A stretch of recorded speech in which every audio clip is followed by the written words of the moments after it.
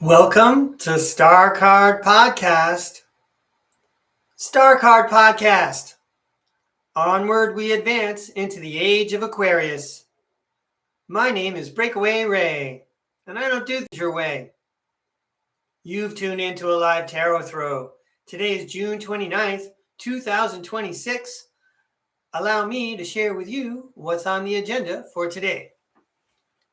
Well, when we start off with some tarot haiku, I'm going to throw some cards down on the tarot table and divine some wisdom from the cosmos based on the way the tarot cards spell out the message.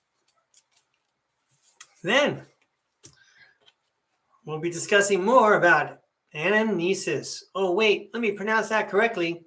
Anamnesis is called soul resonance, memories from past lives. We're going to ask the tarot world, is tarot technology?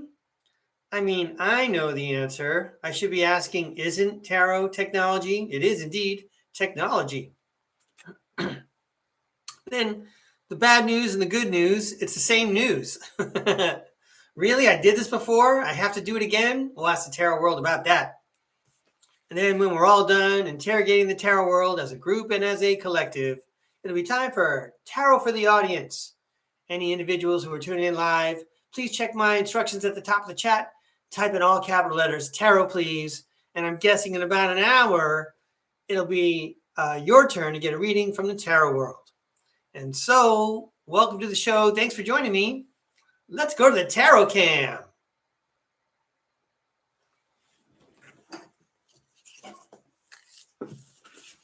I'm cleaning up down here. Hang on a second. Going downstairs. All right, we already have some friends tuning in. That's great. I only see the number of people watching, and that's really wonderful for me, I feel, because I'm on the West Coast and it's quite early here. It's been June 29th only for like an hour and a half. All right. Hang on and get things situated. That'll have to do. Tarot for the audience. Got to work this light situation. Wait. Oh, yeah, that goes over there.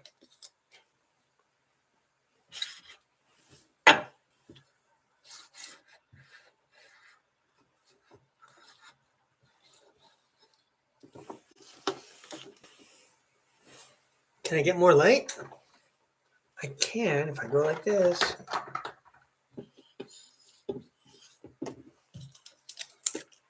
Sorry, everybody. I'm almost there. I'm going to have to make a new tarot haiku poster, huh? I love shuffling this deck. All right, here we go, tarot world. I heard the message. Get up early. Turn on the camera and throw some cards. Let's go, Breakaway Ray. We're going to throw some tarot haiku. We're going to throw down 2 cards, 3 cards, and then 2 cards. And each of these cards has pictures that awaken knowledge within the subconscious. And the cards allow us to translate it right into our regular kindergarten style 5 senses, right? Seeing, hearing. Well, we don't have to taste, touch, or smell it. Let's combine all these intelligences, our emotional intelligence, our spiritual intelligence, our intelligence of the world around us and the way they're faking us out. All right, hang on. I'm getting a little bit wild with the shuffling. Why don't we let the tarot world take over? Here we go, tarot world. It's your turn. Tarot haiku, if you please. Yeah, take the stage. Grab the mic. It's your chance for a solo.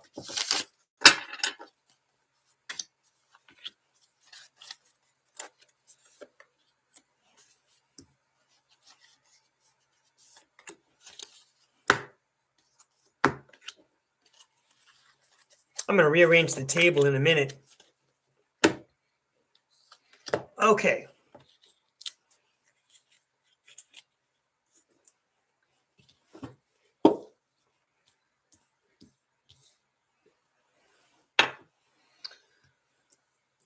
Oh, I feel better now. Okay, this looks good. Tarot haiku. Let's see if there's a message here for us. Of course there is.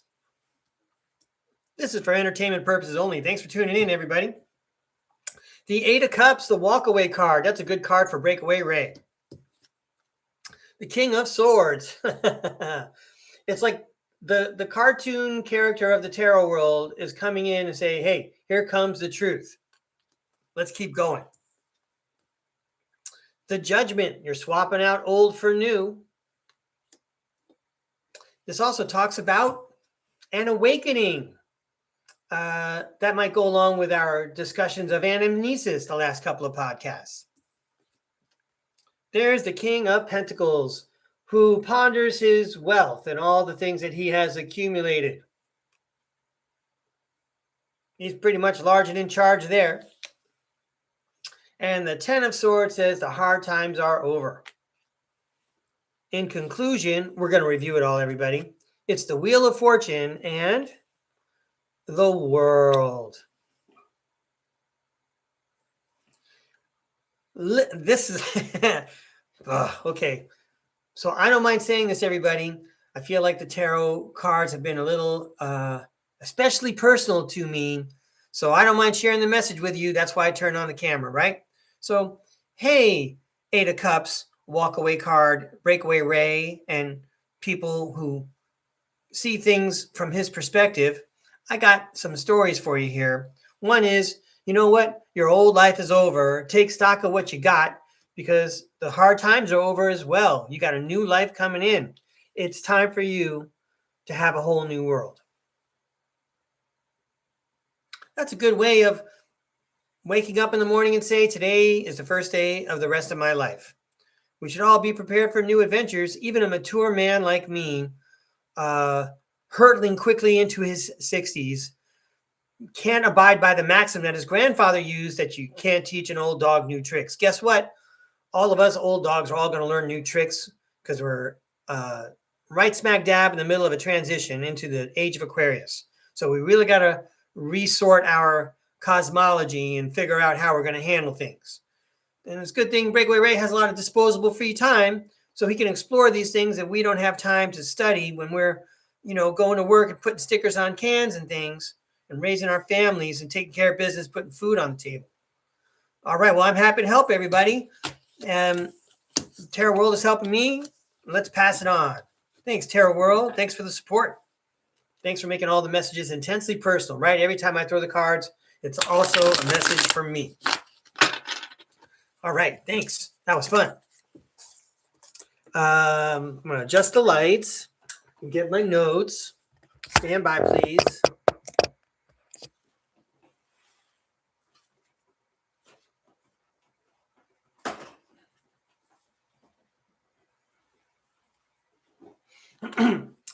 My name is Breakaway Ray.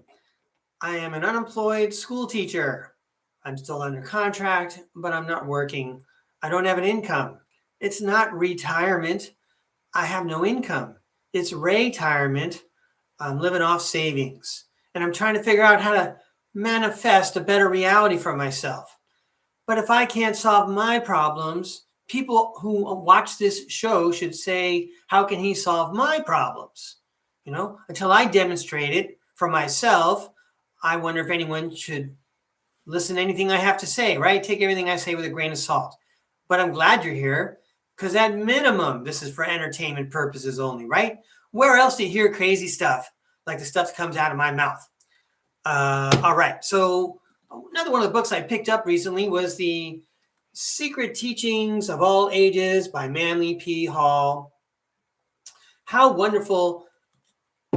I feel like they did to Pythagoras what they also did to Sir Philip Sidney, for those who've been following along the last few STARCARD podcasts.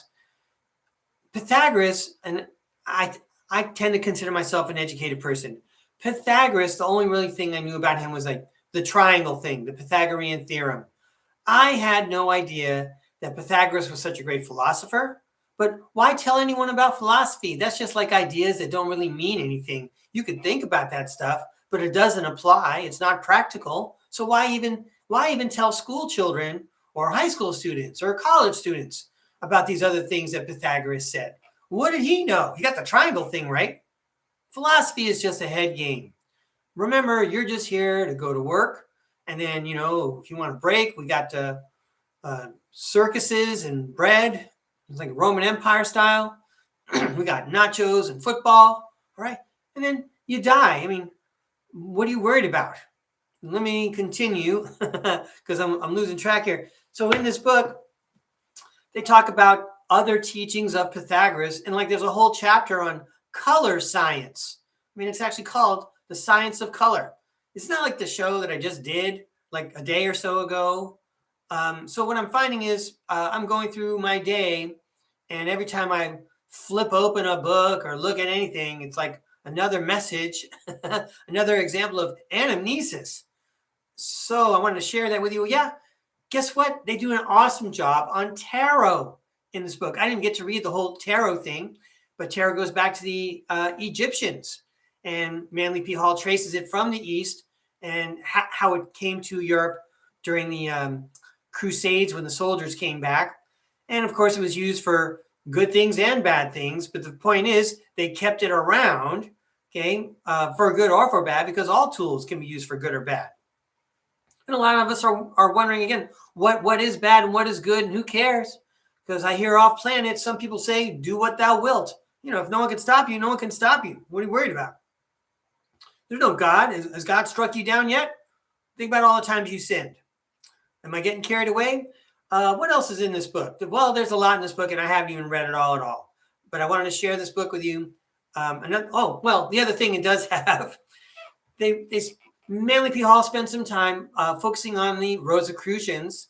And there's a good reason for that. The Rosicrucians were the ones who protected esoteric knowledge and transmitted it secretly here on Earth, while in the spirit world, they're constantly planning to redeliver the messages down here through the reincarnation process.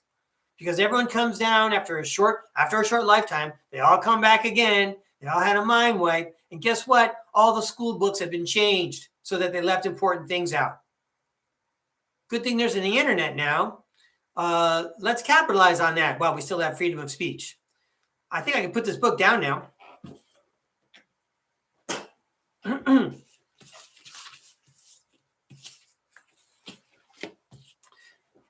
Longtime viewers know that before I turn on the camera, I prepare some notes because I like knowing what I'm going to say before I get into it.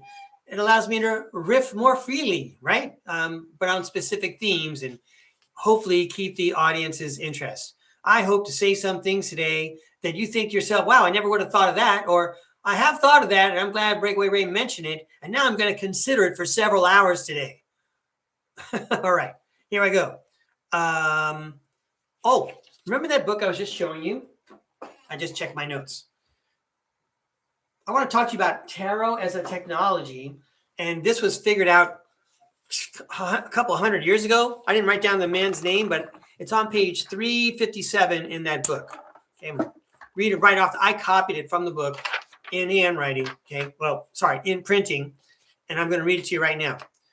This is about how you can teach yourself with the tarot cards, because the tarot deck is a technology and it's been around for at least a couple of millennia, right? Okay. It says here, open quote, an imprisoned person with no other book than the tarot, if he knew how to use it, could in a few years acquire universal knowledge and would be able to speak on all subjects with unequaled learning and inexhaustible eloquence. Close quote. Sometimes that's how I feel when I ask the tarot world about stuff I don't know anything about. And there's something to that, everybody. I don't want you to think that it's just some magical thing that happens on STARCARD Podcast or with psychics. This is something that you can do also. That's why I'm telling you about it. I'm not here to brag and show off. I'm trying to demonstrate, trying to set an example. Okay. Ooh, I've got some more wisdom, but this comes from a Marvel movie. Maybe you know the Guardians of the Galaxy movies, and there's a character named Dax the Destroyer. I hope I got his name right. Very entertaining. The actor that plays him used to be a wrestler. There's another wrestler I really admire who's also in all the Hollywood movies. He's quite a great actor. He was on he was on an episode of Psych many years ago. I don't know if you know that show, Psyche, Psych, about a guy who pretends he's psychic, but really he's just good at picking up clues. I can't remember the guy's name. He was in a Saturday Night, he hosted Saturday Night Live many times. But anyway, back to Dax the Destroyer, equally great actor. Okay, his character, he was sitting outside with this bug lady, Mantis, and they're having a conversation. And this was what I thought was real wisdom, so I virtually memorized it. I don't know if I'm saying it word for word, but Dax said, if you're an ugly person and you can count on someone, you can trust that person, that's a good thing. You can rely on that person. Beautiful people never know who to trust. Well, a little comedy and a little wisdom from someone you don't expect to get wisdom from. That character is pretty wonderful. All right, let me see what I got next. I'm going to share some personal history. Hey, are you new to STARCARD Podcast? This is what I do. I string together thoughts from all different subjects. And then eventually, when you get to the end, the YouTube AI summary can figure out how it's all thematically related. It's really great. I congratulate and salute the AI summaries. Okay, so I may have hinted at the fact that I live on the West Coast. When I was in college in the 1980s, not the 1990s or the 2000s or the 2000 teens, but in the 1980s, I was going to California State University, Northridge. I was commuting from the very west end of Los Angeles County down to what we call the Valley. In fact, Cal State Northridge used to be called Valley State. So it's kind of a long drive. And during the 1980s, it's worse now. I know it's worse now. But during the 1980s, I thought traffic was getting bad. And I would have to drive down there. Sometimes I'd have to park farther away from the school when I got there than some of my friends lived, because they lived on in apartments closer to campus, and I had to go find parking. Well, anyway, one of the things I noticed was I was spending a lot of time on the freeway, sometimes, stuck in traffic, an hour each way, usually. And I couldn't help it. I know it sounds funny now coming from a tarot card reader, but as I'm driving along, I got my fingers crossed. I might see a bumper sticker that might break up the monotony. I might hear a song on the radio that I care about, that I haven't heard a billion times already because I've been driving for so many years, for so long. But the license plates, I couldn't stop reading license plates. They'd always have like a 3-letter combination. I had to turn it into a word or an acronym. I'd have to look at the numbers and see if the numbers were telling me something. And I didn't even know anything about this stuff. I had no idea that someday I would be reading tarot cards. But I was already predisposed to finding meaning in everything. I had to find meaning. I felt like I was starved for meaning. I can say that out loud. I certainly felt that way. I was starved. Is there meaning in the license plates? And then if there was, I was the first guy to be doubting it and be skeptical about it. I'm all, how can that be? How can I be reading license plates and have it mean something to me? Can you imagine how carefully the universe, how Jesus would have to orchestrate that just to send me a message for what? To inspire me for 2 minutes? I still got to go on with the rest of my day. So I would think about things like that. Even with the radio on, I couldn't turn the radio up loud enough sometimes to not think about these things. And now, look out, world. We have an internet, and I got a tarot cam, and you have a choice if you want to keep on listening. Let me check my notes and make sure I covered everything. Well, I am going to refrain what I just said, but as well as the license plates, I also noticed I was keen on trees. There was a place where I used to shoot hoops, and there was an old oak tree there. And for some reason, I really felt a kinship to a tree. And way back in, the 80s and the 90s, that's kind of a weird thing. Remember, you got a spirit, and then there's Jesus, and everything else is just that's magic 8-ball stuff. That's not real, but I was, I felt like I was making friends with trees. I was happy to see some trees, mountains, and hills where I lived. Just looking at their profiles meant something to me, pondering how gigantic they were. And then eventually, I got lucky and I was able to, secure a mortgage in a neighborhood where I could just go climb a hill. And I didn't have to drive to get there. And that was pretty great also. You see some of those pictures I take from up on those hills. So I'm going to go back down to the whole point of this series of thoughts was to share that every time I look around, I feel like there's a message for me everywhere. And even nowadays, I don't want to go outside or go shopping or anything because I'm going to see and bump into everything. It's going to make me think of things. I'm going to start assembling ideas. And at this point, getting a bunch of anamnesis. All right, but here's what I wrote before I turn on the camera, just to make sure I didn't mess up my thoughts here. It couldn't be real communication, license plates, trees, mountains, because it is perpetual all the time. And it doesn't look like anything the church says has much to do with it, does it? Okay, next up. All right. Now I'm going to tell you about some associations I had when I was in college. A friend of a friend, his name was Dave.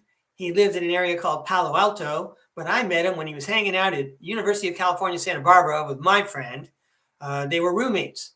And this guy, Dave, was a guitarist, and my friend was the drummer in the band, and they had a little band. And if you live in Isla Vista, you probably have a band, or you probably live with someone who's in a band. But anyway, Dave said, your band is only as good as the worst guy in your band. Your band is only as good as the worst guy in your band. That sounds like a nice slice of wisdom, right? But let's translate it into something just about everybody in the United States understands. You know what? Your team can only be as good as the worst guy on your team. You got a basketball team, 4 great first stringers. You still got, the 5th guy, the dead weight. Okay. You're only going to be as good as the worst guy on your team. Would that apply to nations? For example, let's pick a small nation. Let's pick a small imaginary nation, not a real one. Hey, you know what? In elementary school, sometimes we would do a project where we would make our own countries or nations. We draw borders. We learn about cartography, put in symbols. So let's use our imagination here. Let's imagine a nation. Okay, it's got a bunch of people in it. They could be much, much more enlightened and lifted up, but they got a couple of stragglers who like to steal from other people, and they're not applying themselves, they're not cooperating, they're not part of the community. Well, that nation can only be as good, can only set an example, as much as like the worst people on their team.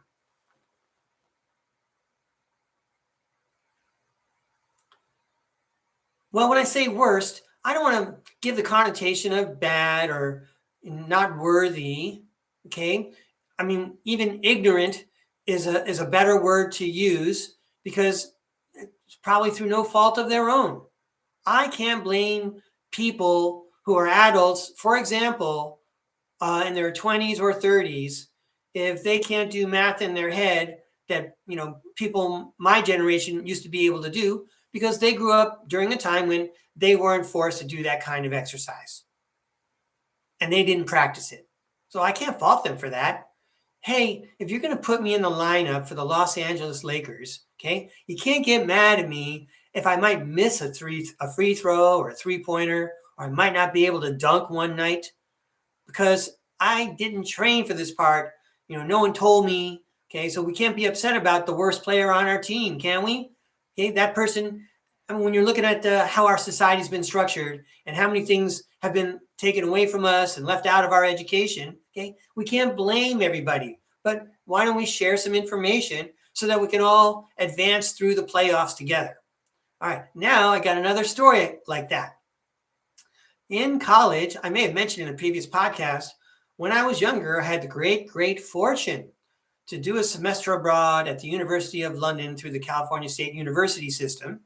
And one of the other kids from California that I met happened to be a musician in a band called Bad Religion. Bad Religion. And after he was no longer in the band, they went on to even greater fame. But he was with the band during the really nitty-gritty punk era when Bad Religion was just starting out. Before they, made it to the pop rock world. This person I was hanging out with in London was part of that punk rock scene. His name was Peter Finestone. I can say his name. He's a public figure. And we were in college together at the University of London. We lived in the same dorm. I think it was on Collingham out in Earl's Court. Okay, so I want to tell you a little bit more about Peter. All right. He was a punk rocker. And in my day, when you think of punk rock, you think of like mohawks and colored hair and piercings and things like that. And that wasn't really Peter's style. In fact, in the 1980s, he looked quote unquote flamboyant. You know, I know the climate in California and in London are different, but he was still wearing like scarves. I'll just say he looked rather effeminate like the very first time I met him, but he had lots of different styles. That is true. He was hanging out with one goth girl and her surfer girl roommate. That was Patsy and Wendy, and we were all friends. So anyway, I guess, I don't know if Peter actually told me this story, but he explained that when he was working with the band Bad Religion, and, you know, they had this one big hit. I couldn't tell you any of their hits. I just knew about him. I didn't like listen to him or nothing like that, but he was telling me that like they did a song and it was a big hit, and Peter was in that recording. And then when they were ready to record another song, you know, because I guess I asked him, you know, how come you're not in the band anymore? They would say, you know, play it like this song, Peter. Play the beat like this song, just faster. Okay. So maybe Peter at the time wasn't the most skilled drummer. And, you know, once they got a little success, you know, they hooked up with another drummer. That's great. I got to congratulate and salute Peter. You got to be awesome to go mix it up with a bunch of punk rockers when, you know, who knows how long he'd been playing drums, but he had the energy and he had the rhythm and he wanted to do it. So good for Peter. And I'd like to add, Peter was extremely intelligent. He was extremely intelligent. He also had a speech impediment, maybe more than one. He did stutter. And I'll just stop right there because I don't want to criticize. I'm not criticizing him. He overcame all these things. He made himself very clear, even if there was a little delay and a little speed bump on the way to him finishing his sentence sometimes. Obviously, he had practiced and he'd worked at it, and it was not a big deal. I wanted to hear what he had to say. So let me see where I'm going with this. Okay. So I'm gonna repeat this line later, and I could probably say this all the time. Okay. People are never as weird around other people as they are around me. And also, I want to say pets also act unusually around me. So it's not just a people thing, it's also a pet thing. So, you know, Peter was his own individual self and everything.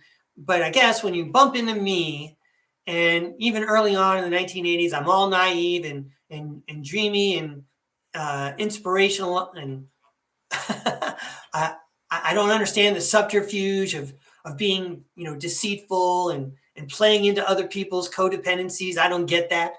So anyway, that means that other people can't manipulate me, right? Like they try to say something to provoke me and it doesn't work. I'm all, what? I don't get it. I'm kind of dumb that way. So anyway, I was talking to Peter, and then, you know, he asked me what I was into, and I said, philosophy.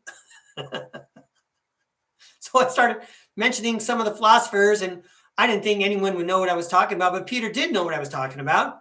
And then he started quoting the Hermetic aphorisms at me, which I don't even have memorized yet, 40 years later. You know, as above, so below, you know, as within, so without. And he rattled them all off. And I'm all, whoa. First thing I thought to myself is, how come I've never heard this before? I've been studying philosophy for a long time. I've never heard these guys. I never heard this. And then he said to me, he goes, you know, oh my goodness. And it's like I asked him questions. I'm all, yo, I need to write that. Peter, you need to write that down. You could be like the next one. And then he said to me, wow, you're the reincarnation of Hermes Trismegistus. I didn't know what I understood the word reincarnation a little bit. I'd heard of it before. The rest of that stuff, except for the word of, I didn't get. I didn't know what he said. I didn't know that was a name. I didn't know it was a person. And plus, I was trying to listen through, you know, the speech impediments. But anyway, obviously that moment struck me because nowadays I notice that a lot of the things I say on StarCard Podcast are related to things Hermes Trismegistus might have said, things that were written in the book by the three initiates, which I did start trying to read like several months ago. And then, of course, the book by Magus Incognito, which I've also talked about. There's a lot of Rosicrucian learning that I seem to have acquired and am sharing with you here at StarCard Podcast. I'm not saying I learned it in this lifetime, but apparently I made it such a principal part of my life in the past that my soul carried that frequency over into this one. Hooray! Well, that was a facetious hooray for me, but I really want to say hooray, give the rugby touchdown signal to Sir Philip Sidney because he pulled it off. He showed us all it could be done, right? So let me make sure I got everything covered here. Yeah. Well, anyway, Peter and I had many animated conversations, and almost all of them left me stupefied. And that was just a precursor for all the narcissists I would encounter in the future. So thanks for the introduction, Peter. I appreciate the help. The head games actually helped me figure out what was on my mind, right? All right. Next up. Welcome to StarCard Podcast. Is that light too spooky? Here we go. Welcome to StarCard Podcast. Let's talk about some things that we don't know about. There used to be a thing called the Commons with capital C. When we talk about the Commons, that's things that belong to all of us. And I'm going to spread it out more and say all of humanity. Water, air, the abundance of Mother Planet's Earth's bounty, okay? That's for all of us to share. It's not for some of us to hoard and the rest of us to scramble and fight over scraps, okay? There's even commons, believe it or not, and I'm actually not making anything up. I have firsthand experience with this. So in the city I used to live in, I was on a cable TV committee for the city council, a cable TV committee. And it was sunsetted, which means after a certain year, they realized they didn't really need the cable TV committee anymore. So they said, this is your last meeting and thanks for your service. But there was also a local channel. It was channel 25. And it was just like reserved. And it had a blue screen and said, this is the community access channel. And I forget where it goes. But I actually called up someone who it turns out I actually knew, and I talked to this gentleman about the Commons, saying, that's a public access channel that should be available for everyone to use. And then he actually knew what I was talking about, and he gave me like a contractual reason why the public could not have access to that channel to broadcast. This was before the pervasiveness of the internet. Well, anyway, I guess out with the old, the cable TV, in with the new, the internet. Let's hold on to it. Let's leave it better than we found it, and let's keep it open for everybody. Here's another expression that comes to mind, everybody. There's a lot of people who say erroneous things, inappropriate things, hateful things on the internet. I hope I'm not one of them. I feel like I'm trying to do the best I can to tell the truth and be honest. But nevertheless, it's an exercise on the internet to use discernment. You would never send, a new adult, someone who's 18 or 19 and say, hey, you know what? You need to go downtown, just take a walk around. You don't know what you're going to find there. That person's not prepared. They have to look around. It's going to take some time. You're going to have to learn some judgment. But as far as the internet goes, I say freedom of speech is number one. Are there people saying stupid things out there? Good. I want them to. I want to hear who is saying stupid things. I want to know who the stupid people are. All right. What else has been taken away from us? Here comes my litany of losses. Kirlian photography. I've discussed Kirlian photography the last couple of StarCard podcasts. It's the ability to take a picture of your aura and your frequency and basically your spirit, And there's a way, if you can recognize it, you can manipulate it and you can heal it. And let me give you another analogy to this. There's a pool. It's a swim machine, right? It's got like a boat motor at the front of the pool, and it shoots water in one direction, and you swim against the current, right? Okay, so there's a swim machine, but it has a mirror on the bottom. So when you're swimming, you look at the mirror and you can instantly correct your stroke. You can instantly, because you can see what you're doing. Athletes do that all the time when they do video of their golf swing or video of their bat swing or video of their pitching, right? Okay, well, we have technology where you could have a full life-size video screen and a camera with Curling photography, and you could take a picture of a live video of someone's aura, and just by thinking, you can control the colors of your aura. And if you get really strong at making your aura blue, which is a nice color to use, or green, or what have you, a balanced spiritual color, okay, you can do that on command anytime. You could just think that color. You could just think that frequency. It has a sound. You can hum that frequency. Okay, I just talked about a bunch of frequencies. You know what else has been taken away from us? The range of frequencies.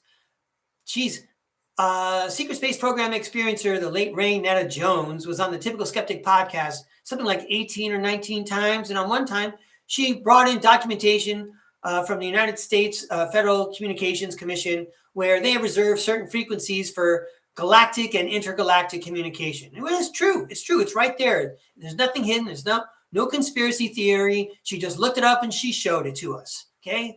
There's so many frequencies that are being kept from us because, that's not what they want from us on surface planet Earth. They just want us to mix it up down here with ourselves, blame each other, take from each other. Okay. Meanwhile, they're like we're like little pets inside a terrarium. We're like lizards in a terrarium fighting over territory. There's so much more to the rest of the building than that little terrarium that we're in. Which leads me to energy.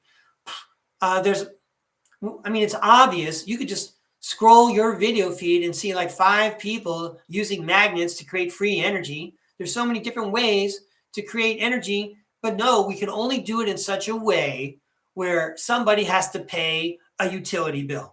Someone has to pay the gas company. That means you have to go to work. That means you have to lose hours of your day being a drone. You don't need your brain to do your job. Well, let me put it. You don't really. If you're not fortunate, you don't need your spirit to do your job, do you? But your spirit is the most important thing. That's what you came down here to fashion. Believe it or not. If you're still listening to me today, then it's probably true for you, and you're on to something, and you know about it. So get to the good part, Breakaway Ray. All right. So energy is another thing that's been left out from us. Our own personal energy, the energy in the ether, the free energy that used to be employed by the old world. Okay. What else? Weather control. Oh, I want to shake my fist at weather control. You guys messing up the planet. I'm so upset about this, and I'm not going to talk about it anymore because I've talked about it on other shows. Yeah, there's weather control. These people know what they're doing. Okay. Microwave radiation. I made a big, long list. I've done this kind of list before. What other science do I almost always leave out? Reincarnation. Of course it's a science. Your spirit is scientific. It's an electromagnetic frequency. Yes, there's reincarnation. Now, I know they got us all confused. We just talked about education. They got us all confused. We thought we were just supposed to go to work, watch TV, and die. We finally thought we figured out how to live down here in the United States on surface planet Earth. Go to work, watch TV, root for the right team, place a wager. If you die, it was a good ride. Hey, there was more to it than that. But that's what they got us thinking right now. It's perfect. It's kind of like what the Soviet Union wanted to do. The Soviet Union had a museum of religion and atheism. That was state-sponsored, state-directed, no spirit world. Over here in the United States now, it's voluntary no spirit world. By the way, if you're someone who attends services and you actually consider your spirit and you participate in a religion, I salute you. I'm not undermining you, but I'm speaking in general, and I'm speaking to people I'm trying to reach. People who, like me, are confused about the nature of spirit and whether it's a real thing and what have I got to do with it? And do I really have a responsibility for this? Yeah, you do. Now, whereas it says in this book and in the other book, The Secret Doctrine of the Rosicrucians by Magus Incognito, it says that in the quote-unquote Orient, the Eastern Hemisphere, the ancient times, the ancient masters, they would kind of like throw in the towel and say, you know what, I do have a responsibility to my soul, but I can't really help everybody down here. They're all working in the rice fields as they should because the emperor wants it, but I have to take care of my soul. And so off the master goes into the mountains to take care of himself and his soul. And anyone else down there who thinks they're ready to learn, they'll find their way up to the mountain. And I'll pass on what I can. Okay. I'm doing the best I can to paraphrase what I believe was presented in the book about a situation in the Eastern Hemisphere a long time ago, in contrast with the Rosicrucian idea. Let me preface the Rosicrucian idea by talking about a current pope. Well, he's not current anymore. I mean, contemporary to my lifetime. I think it was like 4 popes ago, maybe it was Pope John Paul II. That guy was awesome. Okay. But somebody went up to the Pope, and I'm sure popes have received this question over and over and over again, probably bishops and priests also, and hopefully they all gave the same answer. So someone asked the Pope, they said, hey Pope. No, they probably didn't say, hey Pope. Probably said, Your Eminence, there's so many different religions in the world, and they listed all the different religions. And, they're asking the Pope, which one's going to be saved? Which you think you're going to be saved? These other people think that they're right and they're going to be saved. Who's going to be saved? And the Pope responded, we all have to be saved. We all have to be saved. And that goes right along with the Rosicrucian idea also. We all have to be saved. We all have a soul. We all have to perfect it. And you know what? If we're all looking around and we're saying, gee, things are kind of messed up in our matrix this time around, well, guess what? Let's perfect our souls and then let's upgrade together. Let's use our power collectively to make a better world for our next incarnation. It's not so hard to do. We've already heard stories, many, many stories, documented stories of reincarnation individually. But if you do your research and you find out that both, I believe, well, there's 3 cases, Barbara Marciniak in the book Bringers of the Dawn about the Pleiadian teachings, and also the Dolores Cannon books, and also Edgar Cayce. All of them talk about entire soul groups and communities reincarnating together. I mentioned this before, I remember hearing Edgar Cayce readings where Edgar Cayce said there was a whole group in ancient Rome, and they said, as a soul group together, let's incarnate, do it again, but we'll do it in Cincinnati, Ohio, in the United States in the future. And then everybody will have their chance to perfect their soul, but we'll all be in the game together, helping each other out again. All right, keep that idea in mind. You're not isolated. It's not a nuclear family. It's a cosmic family. Let me check my notes now. I think I got more technologies I'm upset are missing. Hang on. Weather control, yeah. Reincarnation, good. Oh, yeah. And agriculture. We make it so hard unless we have chemicals for fertilizer. And I bet there's farmers, if they could get in a time machine and see how we do agriculture nowadays, they'd be laughing at us because we're working so hard at it and we're yielding such poor results. And even off planet, people have their own victory gardens. Why don't you look up victory garden, look up one of my favorite presidents, Franklin Delano Roosevelt. Okay. But off planet, people have victory gardens because they don't want to ever have food shortages, just in case. All right. We're not talking about the food replicators. Okay. But I'm just talking about growing natural food. We all know growing your own food anything's gonna be better than a food replicator. Although I hear there's some good food replicators out. Don't expect to get a good food replicator in your lifetime. Okay. Unless we really quantum shift in a hurry. What else? Oh yeah. I'm so upset at our real history that's lost. I watch various programs.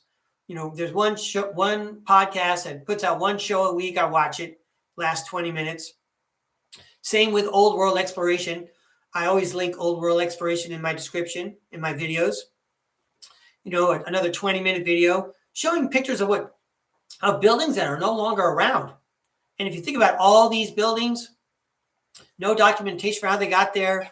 There really was something amazing here before. We really have been, if there's like an oscillating wave of history and technology and consciousness, we're way down at the bottom here. There's a lot of stuff we don't know. I know, doesn't that feel bad to be down at the bottom? But doesn't it feel good to be an underdog and know that no matter what, they can't stop you from rising up? Isn't it going to be fun going up the roller coaster to get to the top and enjoy the ride? But yeah, it's not fun down here.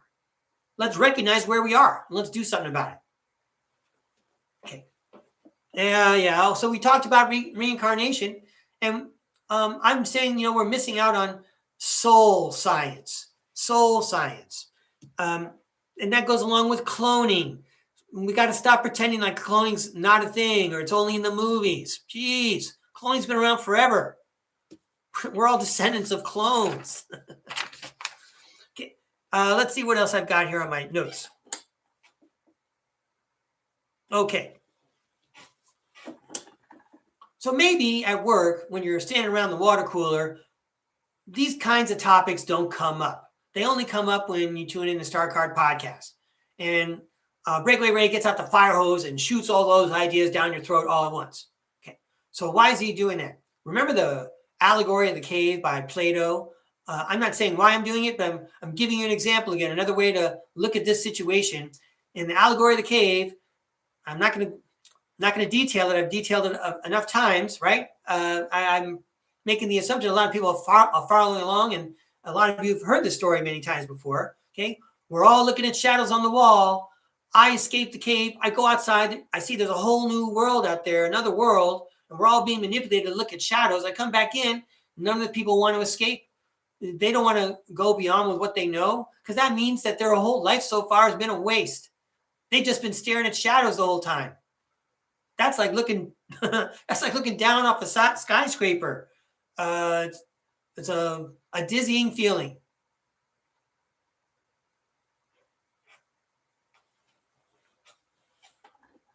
Well, how do I communicate to those other people in the cave? Let's say, for example, they're not ready to leave. Is there a way I can persuade them to work with me without me coming off as pompous or bossy or authoritative or making them feel like they don't know anything? Okay, because the only thing I really know is that there's an opening to the cave and then we should turn around. That's all I know. And I'm just trying to get them to do that part. So this makes me think of the idea, and I've thought of this idea many times toward the end of my teaching career, when there was a great sense of isolation involved. It really felt like the students in my class and I were like on a desert island, and we all have to work together. And just like any classroom, there's conflicts or what have you. Nevertheless, we're on a desert island. We're going to be here for a while, and we all have to cooperate if we're going to survive. So let's all take it easy and do the best we can and accept each other for where we are. We're only going to advance as far as the most reluctant of us will let us.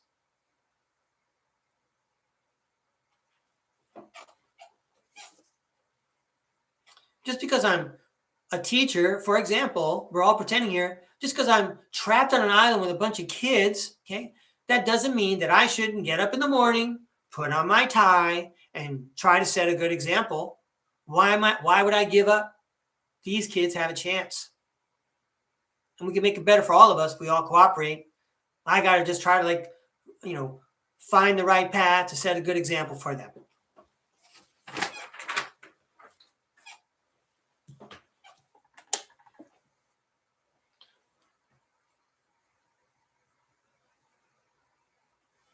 So I'm going on with the theme of social responsibility as I continue looking at my notes here. I'm talking about being on a desert island and persuading everyone to pitch in and cooperate. Instead of saying, I'm gathering as many coconuts as I can and I'm taking them off by myself and, screw everybody else on the island. I wish I could take that out of my video. I'm not going to edit this video. But anyway, I'm talking about our souls because I've been listening to these Rosicrucian people. And one of the stories about the Rosicrucians, who are from the 1600s, is that they spirited away physically in books and other forms of knowledge here on Earth, an esoteric library, knowledge that can be passed on from ascended masters to the next group of initiates. Have I got all that terminology right? I doubt it. Okay. But they also had high ideals for upgrading their reality from, a reality in the Renaissance where they're dumping their chamber pots out the window. Nobody knows how to read, but we just got a brand new printing press. And now everyone can have a Bible in their house. Okay. Going from that, they said, you know what? Let's have an even better life in something like the New Atlantis. See Francis Bacon, hung out in the Sidney Circle with the Countess of Pembroke, Mary Sidney. We'll go to the New Atlantis, which was North America. We'll set up a new civilization there. And it's said that some of those Rosicrucians planned as a soul community to come back as our founding fathers and get the job done. So, if there's anyone we should listen to about reincarnation, it's these Rosicrucian dudes. They are paying attention to the science, and apparently they know how to exercise it, and they want to teach people about it. That's why I'm guessing I'm putting so much effort into today's podcast. Let me check my notes here. Okay. Right. I talked about Dolores Cannon and Edgar Cayce. They talked about soul communities moving, from one period in human history to another. And when these people moved, let's take that example from Edgar Cayce. Let's say those Romans, they moved to Cincinnati, Ohio. Okay, when they got there, they had to orient themselves, not just with the layout of the city, which was an old world city, but also with what their whole purpose was. What are they supposed to be doing? What is their higher goal?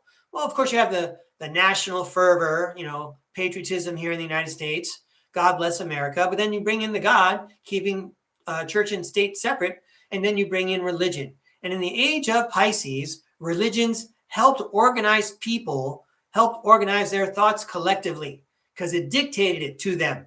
That's in the age of Pisces. Okay, we're out of that now. We're in the age of Aquarius, and we can find our direction from within. That's what the Rosicrucians, that's part of the knowledge that they were secreting away for us. And for a lot of us, thanks to the internet, this doesn't sound so secret. We've heard lots of people say this already. Thank goodness, because I don't think, if someone's going to get burned at the stake, it's not going to be me. I'm not first anyway. I'm not the first guy to say this. Okay, so let me see what else I got in my paper here. Yeah. Okay. One of the things that I've been emphasizing here at StarCard Podcast, that in the past, in the age of Pisces, the power of prayer was with the priest. But now in the age of Aquarius, the power of prayer is with the people.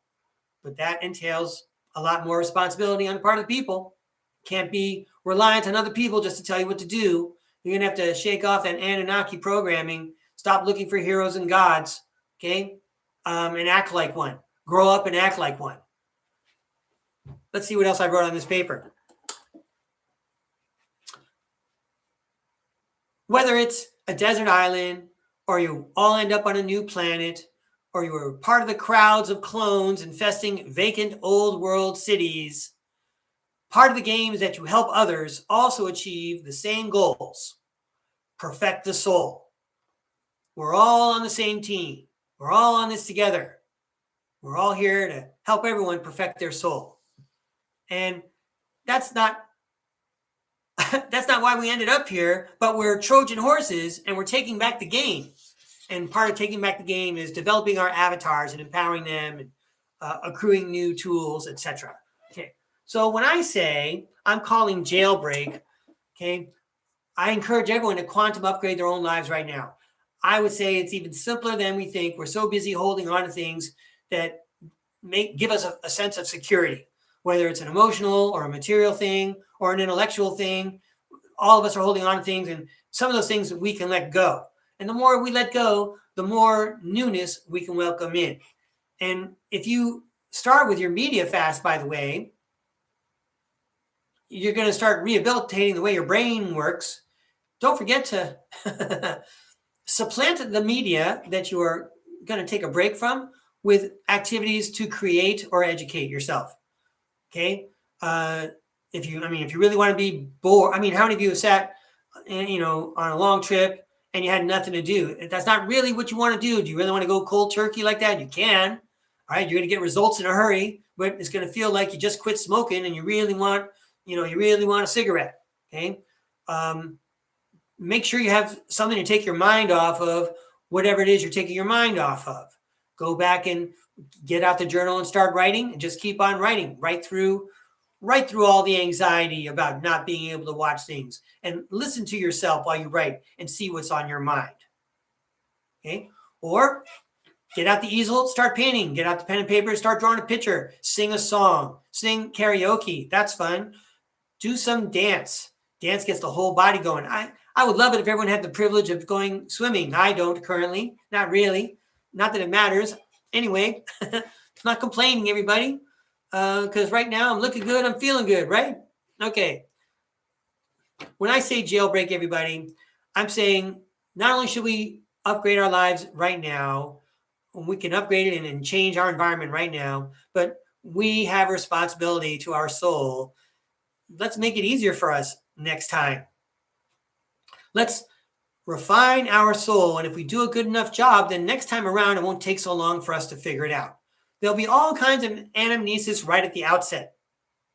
If you want to know what I'm talking about, go back to the previous podcast, the last couple of shows where I talk about it.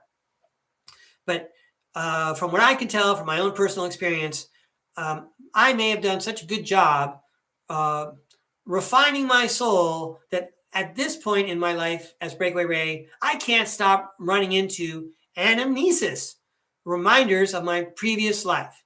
And I still like the joke. I've said this like 4 shows in a row already. If you go to StarCard Podcast anytime before this month, June 2026, you would have a good time looking at it and saying, check out this guy, Breakaway Ray. He's a reincarnation of Sir Philip Sidney and he doesn't know it yet. And then you listen to me and you watch me show to show, do and say all the things Sir Philip Sidney might say. He was the proto-Rosicrucian. The Rosicrucians got their infrastructure from Sir Philip Sidney. And like Pythagoras, okay, we never hear that part about Sir Philip Sidney. We never hear about Pythagoras' philosophy and spiritual science. It's just been taken away from us, everybody. Have I got this covered? All right, so I wrote down something and it sounds pretty good. I'm going to read it to you. It's my show. I'll pay for the electricity. Here I go. I'm calling jailbreak. I'm calling jailbreak because I want us all to be in a nicer jail next time. And you know what? Next time around, if we have free energy, that means free time. Free energy equals free time. Wouldn't you like to have some free time? You don't really want to be trapped in drudgery from sun up to sundown. That's not soul expanding. You wouldn't like that. Okay. We want knowledge of our real history and the breakaway civilizations. You don't need to patronize us and keep us in the dark anymore. Okay. You don't have to turn off the TV when we come in the room. We know what's going on in the real world. If we have knowledge of our real history and the breakaway civilizations, that would equal expanded consciousness, accelerated spiritual growth, and multitudes of opportunities. Multitudes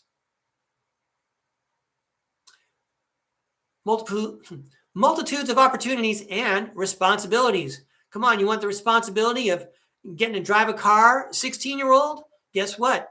It's an opportunity and a responsibility. Okay. Hey, everybody, let's all come back next time as empowered, enlightened, magical beings, and not the cutthroat killers we feel forced to be right now.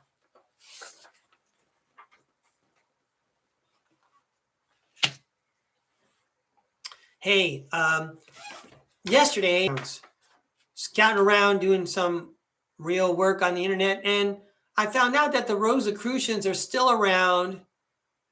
hey, Breakaway Ray, we're looking at one. All right, that's not what I meant. I mean, down in a place called Oceanside, California, they actually use an old world building. And the reason why I'm mentioning it is because, as I mentioned, the anamnesis happens constantly now. So yesterday, I happened to see that there was a Rosicrucian edifice down in Oceanside. I looked at it and I clicked on the website.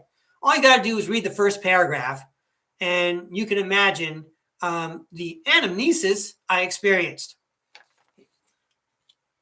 Speaking of the Rosicrucians, anyone remember, like, what was it, 5, 6, 7, 8 podcasts ago, I had like a poster that said, is Breakaway Ray a Rosicrucian? Like it was a joke, right? Like it was a joke? Because I'm all, gee, these guys say some things I agree with. So let me read what I wrote here. I explored the ideas of the Rosicrucians and their main thing, which is their whole game, reincarnation. I took a look on a lark and struck gold when I came across Sir Philip Sidney. I was just having fun. It's kind of like me going home. Now that happened, it's kind of like me going home to my parents and saying, hey, Mom and Dad, me and my girlfriend, we were just having fun, but now we're pregnant. Right? So now Sir Philip Sidney is very present in my life, at least for the last couple of days, right? I got to see how this all pans out. And why am I saying this? Well, I wrote it down, everybody. Be prepared as you delve deeper into your media fast. These are the kinds of surprises you can expect. And it's not such a bad thing. Now, you may not get Sir Philip Sidney or Napoleon or Cleopatra. Does it matter? No, it doesn't matter. And would you want that responsibility? Maybe not. Where you're cut out is perfect for where you're at. So, we can, both of us, say the grass is greener on the other side of the tarot can. All right, I think I got through all my notes, everybody. Time to talk to the tarot cards.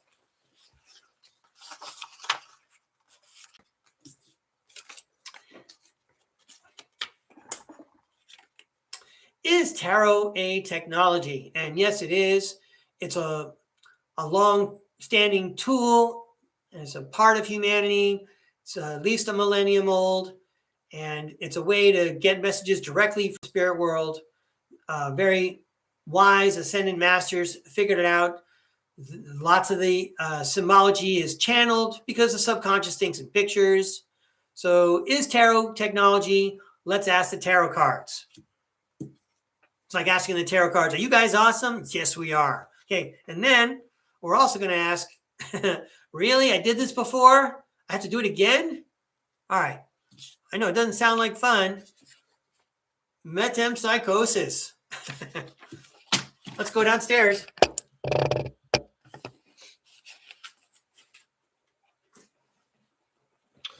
Wow, I seem to be timing it about an hour per presentation.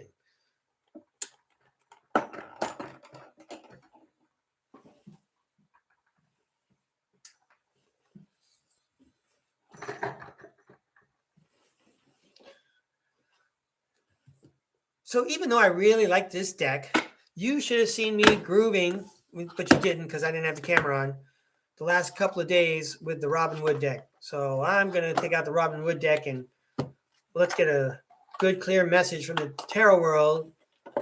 Give it a chance to comment here.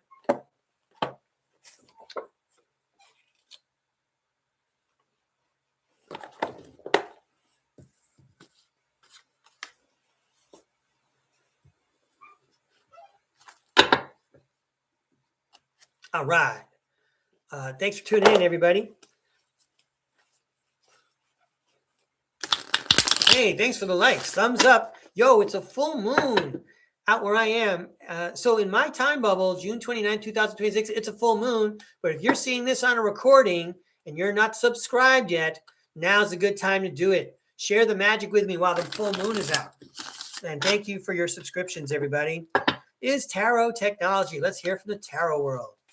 Hey, tarot world, don't you want to explain to the audience, the viewers, that tarot is a technology? It's a bridge to the invisible world. And it's a starting place for becoming psychic and developing your inner ear and your inner eye. Oh, I got to tell you about a trick I learned from my remote viewing teacher. I wonder if I'll remember to do that today. This is for entertainment purposes only. Hey, Tarot World, is tarot... Wait a minute. Hey, Tarot World, is tarot technology? You're watching STARCARD Podcast. Be inspired. Speak to the spiritual world. Heal yourself. There we go. The Hierophant. Learn the tarot cards. Tell others about it.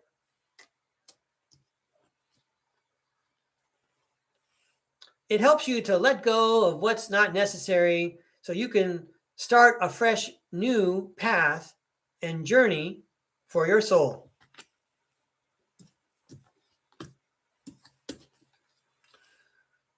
Are you worried or concerned about something? Well, now's a good time to get out the tarot deck, because you might find a happy surprise. Well, I'm not even saying the number of the card. Star card, Hierophant, the Devil card, the Fool card, the Nine of Swords. Are you worried about something? The Page of Cups says, guess what? There's a happy surprise. Watch this whole situation turn around like a card turn into the reverse position. The Temperance card says, be cool. Angels are watching and protecting. And the Hermit says, turn within and use the tarot cards to help. So, is tarot technology? It was inspired by the cosmos. It was channeled and brought into the real world so that we could use it. So whenever we have a situation where we feel like there's an energy we can release, we can start a new adventure. We can take our anxieties and our concerns and turn them upside down and turn them into a happy surprise. And then all of a sudden, we're much more balanced. We understand the cosmos and how it operates much better. And all we got to do is turn within and follow our soul's path. Thank you, Tarot World. Cool. I like that commercial at the beginning of the reading. Thank you. You're watching StarCard. Okay, and now let's ask another question. This is for all the viewers, not just me. And this is the guy saying it, the Four of Cups guy. Really? I did this before? I have to do it again?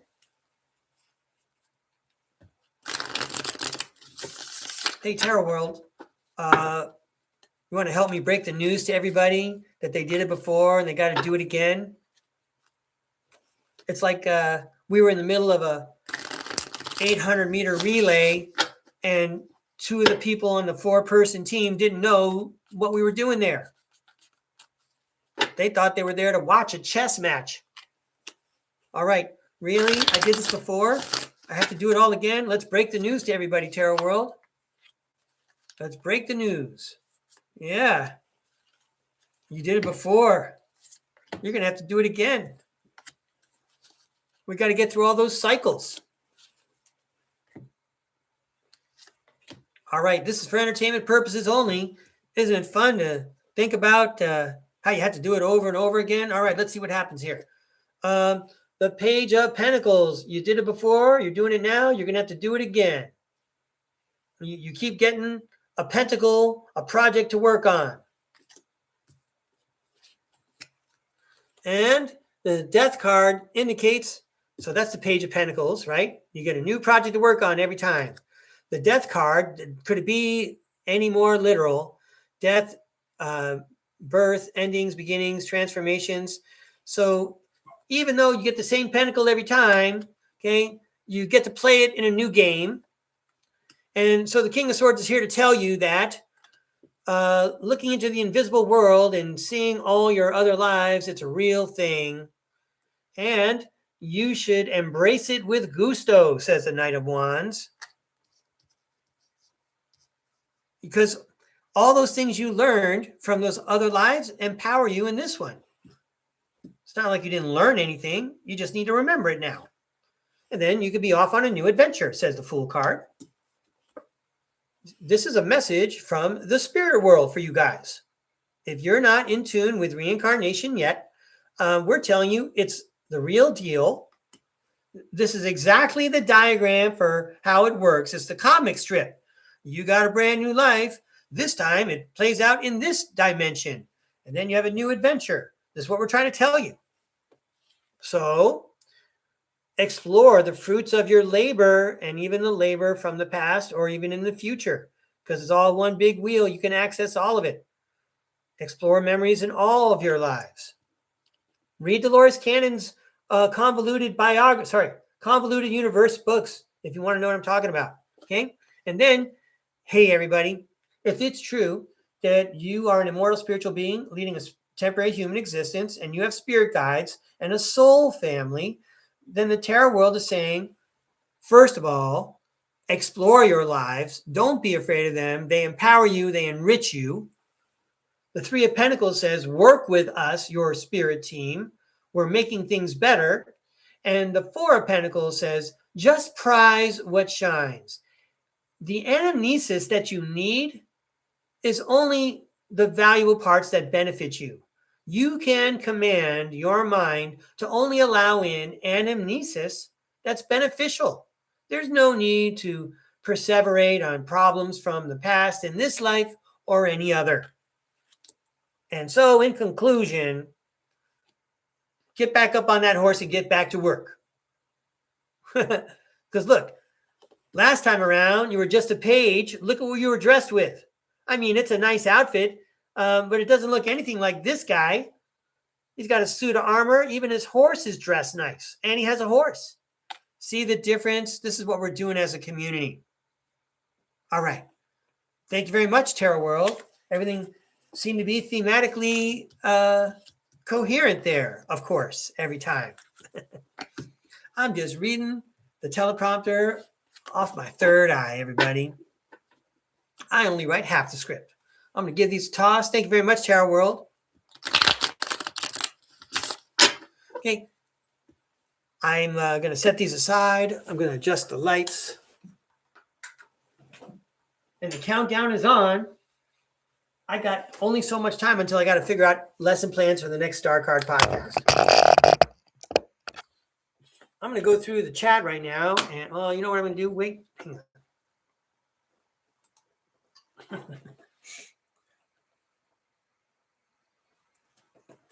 I just drew the line. That's a soft boundary. In case anyone comes in after the line, it's up to me whether or not I can manage your reading. Although I'm very happy to do your reading. I appreciate people inviting me to read tarot cards for them. I appreciate the trust that you show me. Some random dude on the internet who you're never going to meet. And we never looked eye to eye. No, we really haven't. You may see my eyes. I don't see yours. Okay. But also, when you invite me to read, it gives me a lot of practice.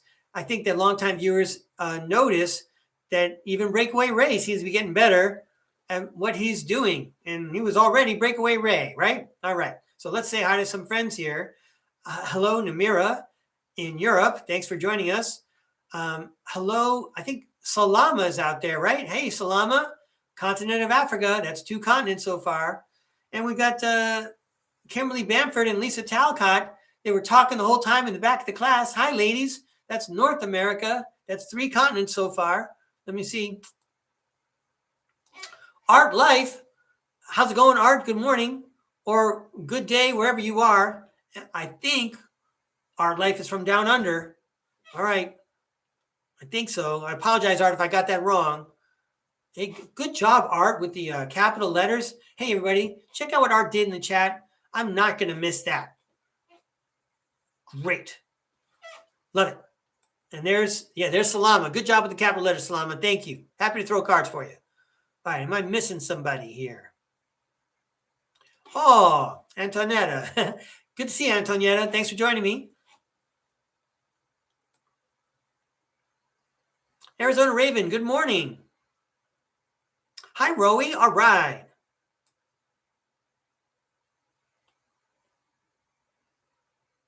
All right, so I'm going to go get the name tags now, okay?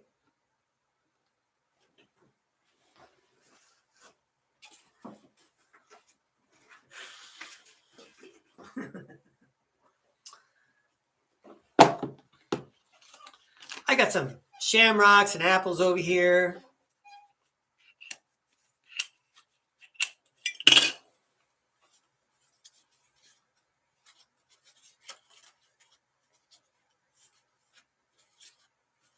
There's Arwen.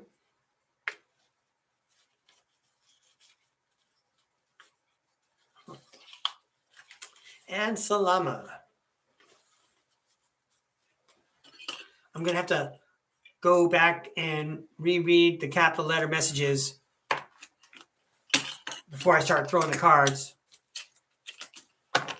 I guess I got to fetch a deck or two.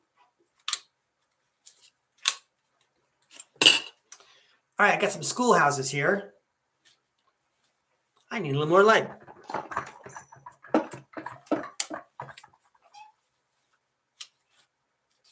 Antonietta. Arizona Raven. Art Life. All A's. Top marks.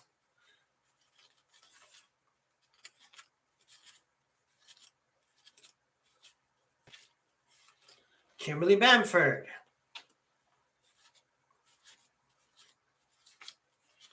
Namira.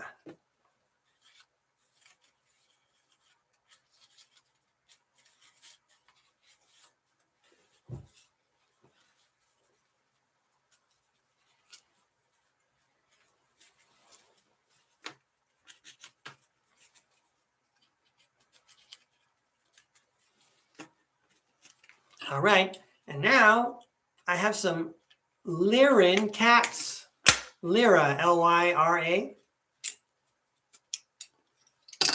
Kind of want to put a Y on the end of that.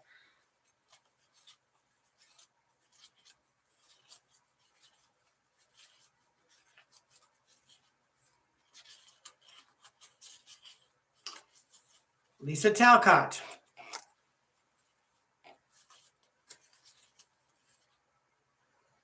Did I see? Rowie I saw. Is Arwen out there? I think I got confused between Rowie and Arwen.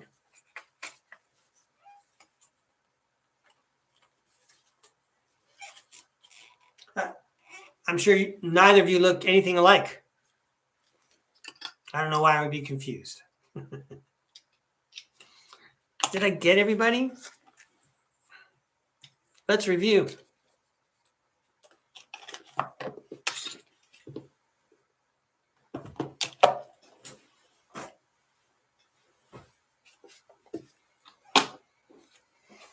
I'm going to double check attendance with Arwen, but otherwise, Lisa Talcott, Arizona Raven, Rowie, Namira, Kimberly Bamford, Art Life. Yeah, Arwen is here, says Namira. Thank you. Salama and Antonietta. And I'm going to scroll through now and see about deck requests and things. Thanks for the help, Namira.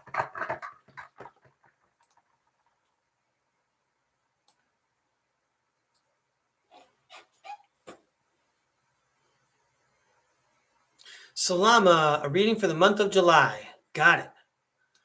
Old style deck, 3 cards for Art Life. Let me get the old style deck.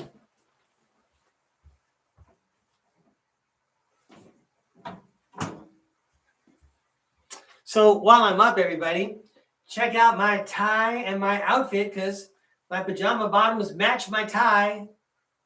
I'm going to be creating a new mode of fashion. Pajama formal. Hey, this is from Alexander Ray. We're not related. Sounds like a cool guy.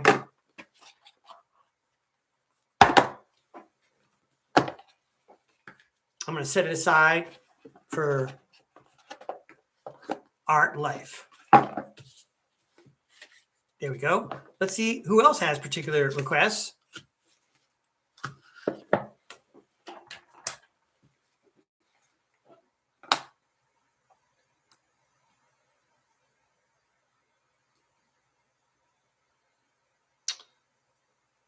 Okay, a July reading for Namira also. And Kimberly has an appointment. Moon Shadow deck for Rowie. Good choice, Rowie. Okay, let me go get it. I think it's right up here. I think I was going to use it anyway. Okay.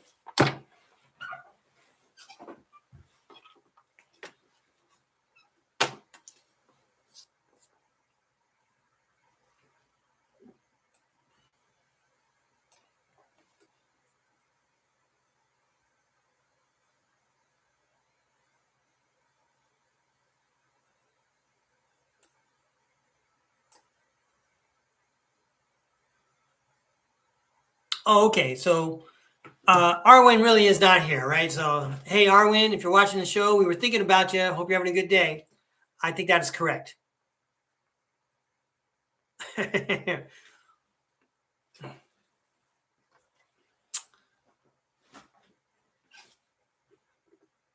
Okay, I think I got it covered. Rowie wanted a moon shadow deck. Art Life wanted old style. But then Salama wanted a July reading. I think Namira asked for a July reading also.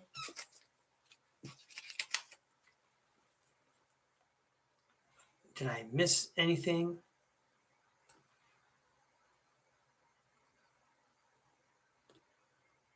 Oh, and Kimberly's appointment. Okay. I think I got it covered now.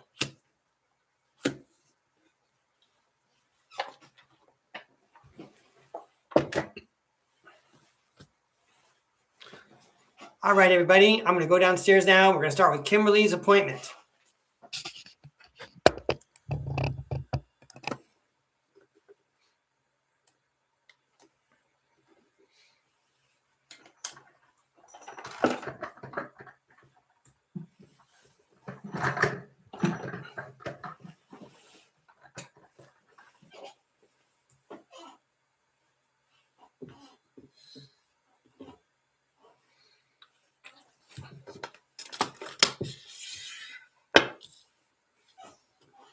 All right. That's right, Kimberly. Let's go. Here we go. Let's get some clues from the spirit world about Kimberly's appointment for tomorrow. Some clues about Kimberly's appointment for tomorrow, please. Thank you very much. Let's go one more.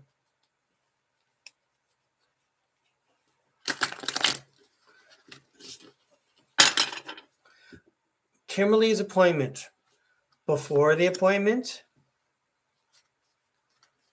during the appointment, after the appointment. Before, during, after. Before, during, after. We'll throw one more. All right, Kimberly, let's see what happens. It's all for entertainment purposes only. I know the Tarot World wants to send you a helpful message.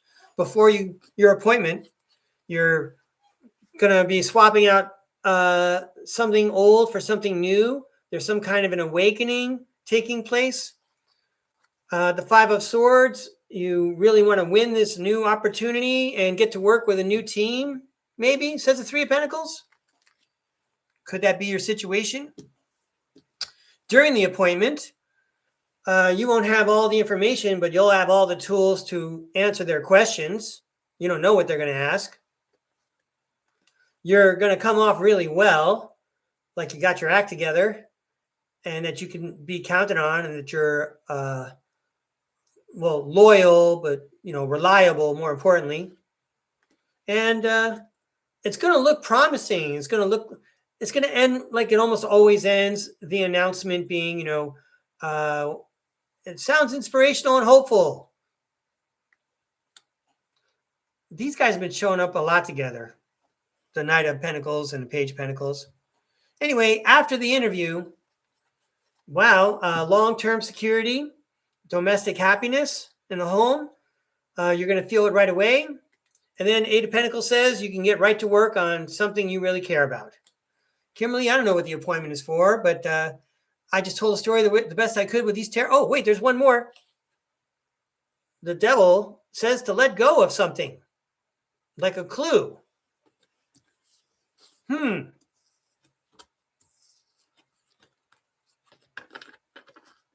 Well, Kimberly, remember, I don't know you at all, but I want to share with you a story which you already heard probably this week, which is that when actors and actresses go on auditions for TV shows and movies and things, just about any of these actors or actresses would do a good job. The most important thing is that they're not crazy. They don't want to work with crazy people. So, it's just a suggestion from someone who doesn't know you that, maybe the Devil card says, don't show up with baggage. You got no problems. What problems? I'm here to solve problems. I'm here to help. Okay. Every time I get a problem, it's a way to empower myself and learn a new skill. Are you kidding me? There's no problems. Those are only opportunities. All right. Good luck to you. I appreciate you inviting me to read. Let's go to Art Life now. Whoops. Art Life, old style, just like it says on his schoolhouse.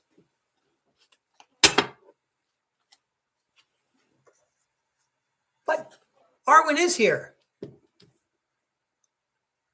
Hey, Arwen. I took out your name tag.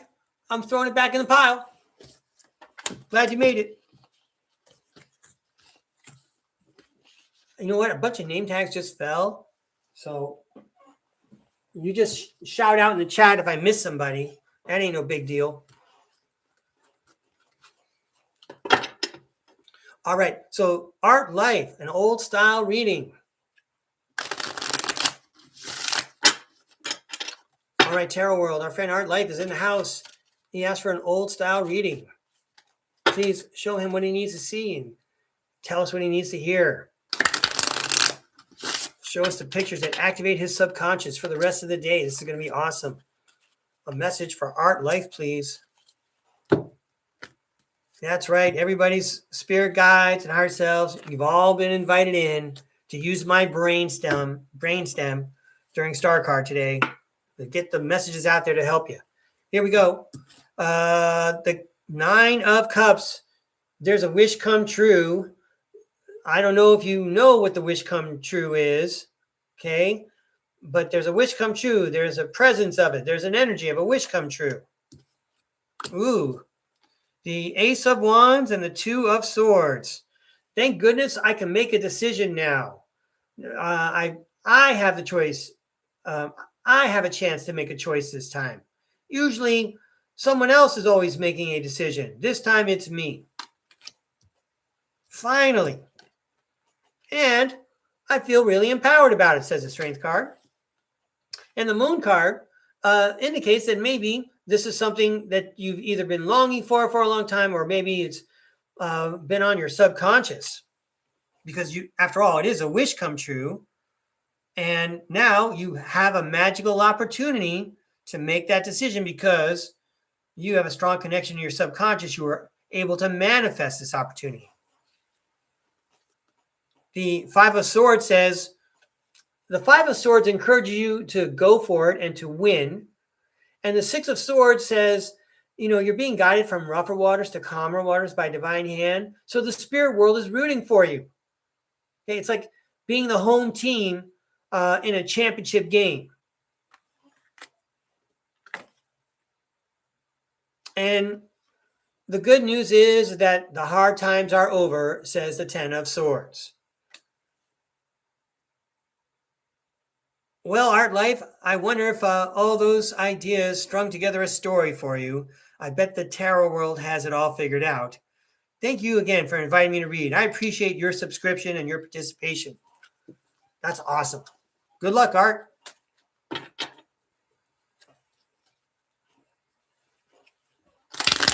Thank you, Tarot World. I know it was a good one. All right, next. Rowie wanted the Moon Shadow Floral Vow deck. There we go.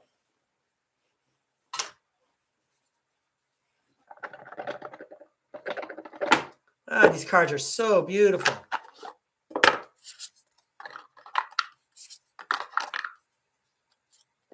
Little gold shine on the sides.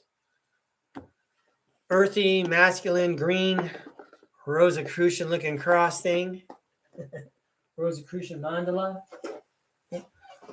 And all flecks of gold on all these cards. All right. Hey, Tarot World. We're busting out the Moon Shadow Floral Vow cards for Rowie. Hey, very good, Art Life. I appreciate your feedback. That's awesome. Thank you. And these cards are for Rowie. Thanks you all for tuning in. We're having fun. I'm smiling and laughing with you people. with people around the world. How about that? These cards are for Rowie. That's a lot of cards. All right, we'll take one more.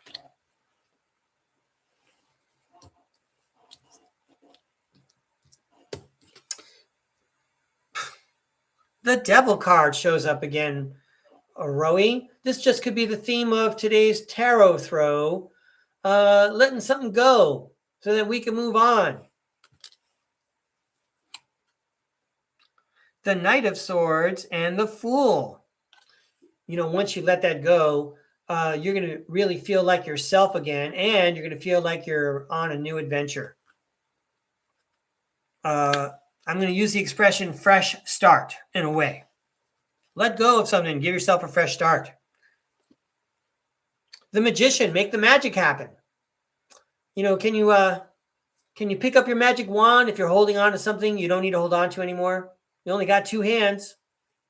I would rather hold on to the magic wand. The magic wand is going to get me whatever I need whenever I want. Look at you go. 6 of Swords. You're being guided from rougher waters to calmer waters by a divine hand. So, Rowie, I'm just playing along with the cards here. You know, why are you holding on to that? Why are you still worried about that? Forget about it. Go on your way. Today is the first day of the rest of your life. Go make magic happen. We're with you. We're on your side. However you feel about that, we agree with you. And now we need to let it go because we're bigger than this. Okay? That was 2nd grade on the playground. Okay? We're in middle school. We're big kids now. All right, Rowie. So, 9 of Cups. It'll be a wish come true. Ace of Cups. You'll feel like it's a brand new, fresh life. And the 2 of Cups. It's going to feel like you're in love. Now, I don't know if you're in love with a person or a project or an idea, or better yet, yourself and your spirit and your soul, and you feel inspired again. That's when we would see a star card. But we got the 5 of Cups, disappointment card. Well, look at the cards in general, because everybody's a mixed bag, right? I mean, I'm talking about United States presidents. Well, most of them are. Okay, so if we let something go, look at all the good things that happen. We get to go further on a fresh new adventure, and we feel light. We can make magic happen, and we believe the spirit world has got our back because, you know, it's a wish come true now. We've let everything go. We've forgiven ourselves. We've absolved our sins. Okay, and now we treat everyone like they are a reflection of us. And I have God inside me. They have God inside them. I am in clear communication with my spirit world and my spirit guides. It is a wish come true. Is there disappointment? Yeah. That's what you get on surface planet Earth. Is there success? Yeah. So you should end there and then start the cycle over again. Let it go. Start a new life. Make magic happen. Work with your spirit guides. It's almost like the cycle of your reincarnation here. Make your wish come true. Have a new life. Find a new love and a new joy and a new passion. Oh, is the show over? Come back and let go again. Hey, Rowie, I hope that was a fun reading. Thanks for dropping in. Thanks to the Tarot World for that metempsychotic message. Sweet. Thank you, Tarot World. Way to stay with the theme. I got a lot of decks going here. That's okay. Just more decks for me to shuffle later. Did I get everybody's? I think I got everybody's requests. Okay. And here comes Namira. Okay. Namira had a request. Wait. July and Salama wanted one for July. Okay.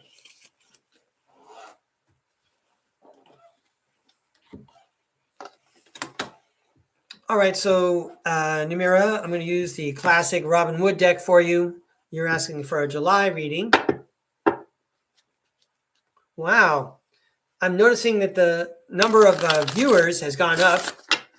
I like how the second part of the show, the live tarot readings, has its own particular niche. That's pretty cool. Hey, Rowie, thanks for your feedback. I appreciate it. That's awesome. All right. So, Namira, I'm probably going to do the same thing for you and for Salama. I'm going to throw 3 groups of cards. It's going to represent like the 3 things you can look at in July from sunny Holland. 3 things for Namira in July.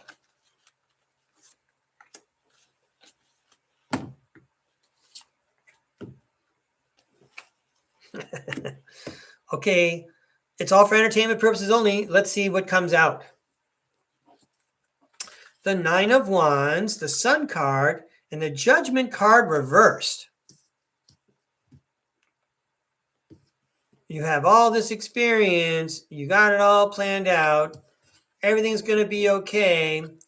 But somebody's hung up on something. Yeah, I don't really do reverse cards, because the Judgment card talks about swapping out something old for the new. You see that behind the woman, there's a phoenix being reborn from the ashes. It feels like someone's not ready to, you got tickets for an amusement park, but one of the kids doesn't want to go. Oh, it's just going to be walking around all day. The food's not good. This is our only chance to go to the park. Okay. It's going to be a great time. It's going to be a sunny day where we are.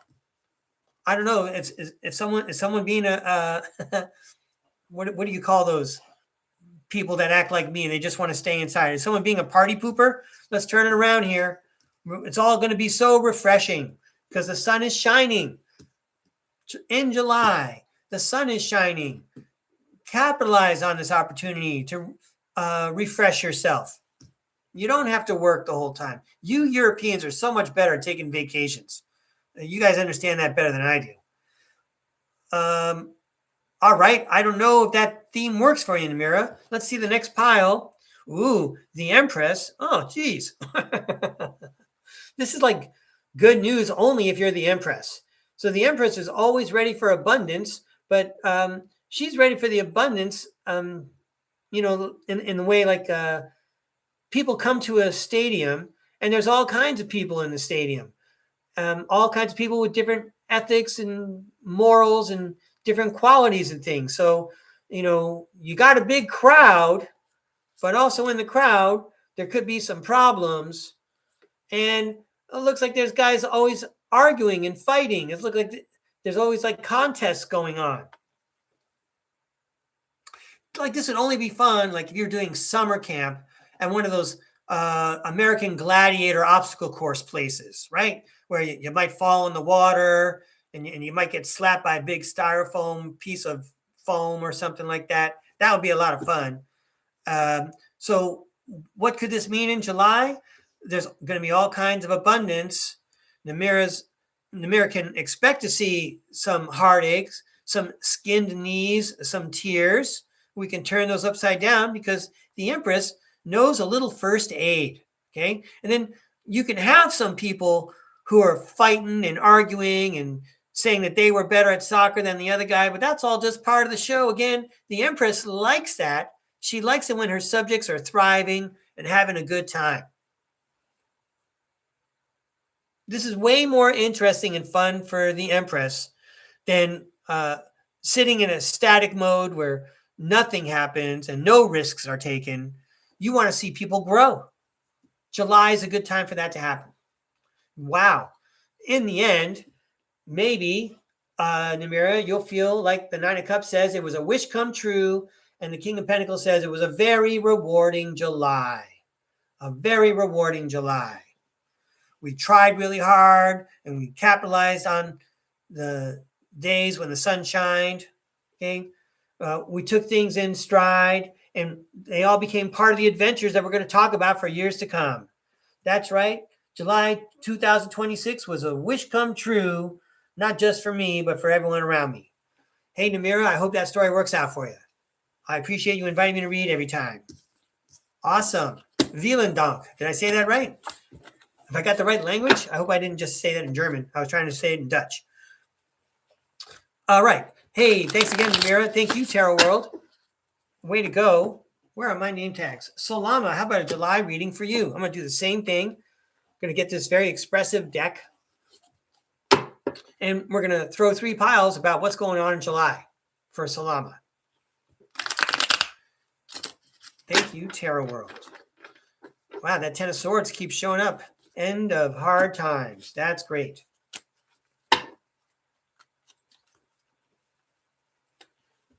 Hey, Namira, thanks for your feedback. I'm glad that worked out. That's awesome. Okay, hang on there, Salama.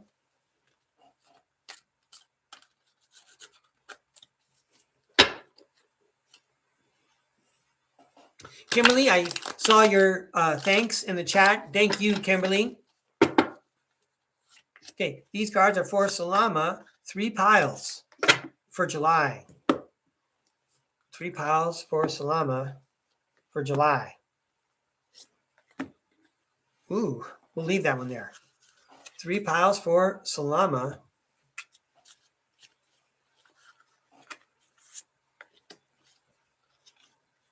Really? All right. Is there another one? You're getting more than 3 piles, Salama. You're getting... it's like the retro deck here. Okay. Here we go. First, 3 of Cups. July is going to be a happy month. You're going to be celebrating with some friends because there's been an awakening. The Judgment card showed up again at the beginning. You're swapping out the old for the new. The High Priestess and the Ace of Cups. You successfully manifested the new life that you were hoping for. That's what I'm going to say. I'm leaping to conclusions, Salama. Is that why you're all celebrating? Great. What else is happening in July? You take on all challenges, and says the 7 of Wands, and the 8 of Cups says you walk away. So you know when to cut your losses. And I'm going to go ahead and dare to say it because I think someone needs to tell me this. Okay. You know when to cut your losses, even with emotions. I don't need to think about things that were unfair or done to me unjustly in the past. Okay. I got my feet underneath me now. I can take on all challenges. I can cut my losses and move on. And then you got this pile over. Oh, wait, this is part of this one right here. Right. Cut my losses, walk away, temperance card, be cool, stay balanced. Don't spend energy that you don't need to spend. Cut your losses. Okay. 3rd pile for July for Salama, King of Pentacles and the World. That's a great emotion to have. You finally did it. You finally accomplished what you're aiming for, probably in a financial way. I mean, I sure hope that's the case. Okay. The 6 of Cups, happy memories. 8 of Wands, right now in July, justice is finally served. That's going to make for some happy memories for you. Yo, Tarot World, I want to thank you for these very promising and encouraging cards for Salama. We're not done. Oh, Ace of Wands, July. It's going to feel like magic. The last card for you, Salama. 2 of Pentacles, stay balanced, hang on, keep doing both things. You're not in July yet. You're still walking there. But July looks like a lot of fun, Salama. Thanks for inviting me to read. And thanks for tuning in from so far away. It's great to have you here. I appreciate the practice. Thanks for inviting me to read. Now, I think the rest are just general readings. But I got my eye on the bottom of the chat, everybody. So if I made a mistake or you have a particular request, you can type it in there. I might see it in time. Okay, let's see who's next.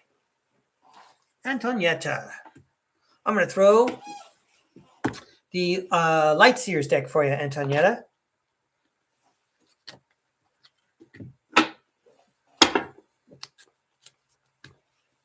These cards are for Antonietta. Thanks for tuning in.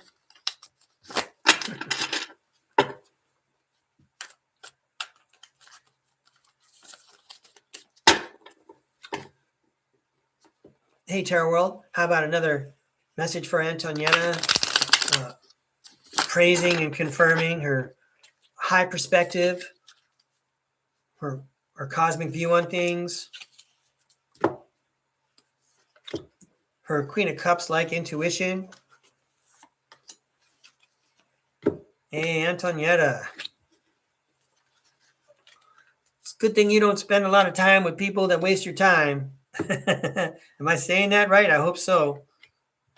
Well, which, flatters me, honors me even more that you're watching my show. You don't waste your time on things you don't need to waste your time on. Here you go, Antonietta. This is for entertainment purposes only. The strength card. Look at that cat. By the way, the strength card is very intuitive and is secretly some other species. The 5 of Pentacles, feeling abandoned and left out. I imagine, it's lonely at the top, they say in the United States. Wow, there's the Lover's card. That means a lot of different things. And the 8 of Pentacles, it's back to work, daily practice, refining a skill. So, just to pretend I understand these expressions, for a while there, things were pretty tough. But then I found a passion to work on, or I discovered my passion, or through anamnesis, my passion was revealed to me. And now all of a sudden I'm empowered like the best office manager ever. The Ace of Pentacles. So I have a new project. I know where to find these new projects. I can go down to the beach and stick my hands in the sand and find one. I happen to have the skill of geomancy. I know right where to look. I'm the Queen of Wands. I'm determined. I'm courageous. I'm a mystic. I know that there's an invisible world. The 6 of Cups in the invisible world are happy memories, and memories and thoughts are real things. And that is the fuel for my magic. And the King of Wands says, I can overcome all obstacles. And that is the big picture. And the Queen of Cups shows a queen who has a lot of ability that not everyone sees, but everybody appreciates. When you go to see the Queen of Cups and you ask for her help, you know that she's going to understand you. You don't know how she understands you. You know she's going to be able to help you. You never really know how the help is going to come in which direction, but she's someone you can rely on and trust. She's not indifferent to your needs. You're able to help people because you've been there before. You found a way to conduct amor fati, to love your fate, and to find the skill you need to start a new project and learn something new and focus on happy memories and overcome obstacles. And that's how you went from being the cat lady to the Queen of Cups that everyone looks to for help. Well, I hope I did a good job there, Antonietta. Thank you very much for tuning in again. It's great to see you.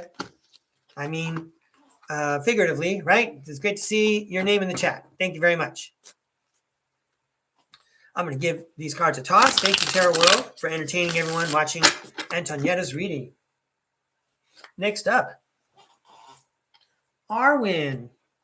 All right.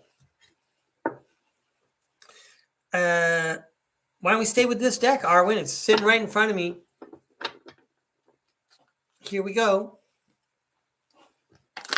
These cards for Arwen.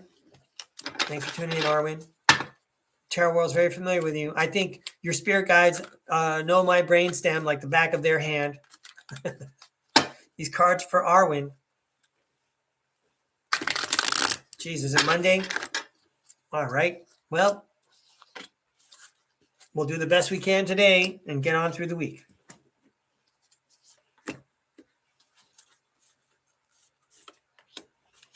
These cards are for Arwen.